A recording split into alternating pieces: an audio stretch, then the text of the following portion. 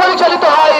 সুতরাং আমাদের দাবি থাকবে, আমাদের থেকে যেভাবে রক্ত শিশু করে ব্যয় করছেন, আমাদের ন্যায্য অধিকারগুলো, ন্যায্য পাওনাগুলো আমাদের সাধারণ মানুষকে বুঝিয়ে দেন এবং দেশের সকল ধরনের দুর্নীতি, দুঃশাসন, চোরাচালান, দুর্নীতি, চাঁদাবাজ এগুলো আপনাদেরকে অনবিলম্বে বন্ধ করতে হবে। আজকে এই সমাবেশ থেকে বিক্ষোভ প্রতিবাদ জানাচ্ছে এদেশের সাধারণ মানুষ, খেটে খাওয়া মানুষ, দিন মজুর, কৃষক, শ্রমিক, জনতা এই মেহনতি মানুষের দিকে তাকিয়ে অনবিলম্বে আগামী দ্রব্যমূল্যের ঊর্ধ্বগতি থেকে মানুষকে বাঁচান, মানুষকে রেহাই দেন। মানুষের অবিশ্বাস দিয়েছেন, মানুষ বাজার করতে গিয়ে দৈনিক যেই টাকা ইনকাম করে সেই টাকা থেকে তাদের একদিনের বাজার খরচ তো দূরের কথা কোনো খুশি হয় না।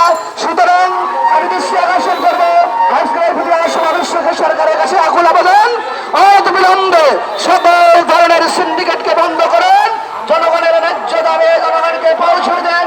আজকের বিক্ষোভ সমাবেশ থেকে আমি আন্তরিকভাবে অভিনন্দন জানাচ্ছি।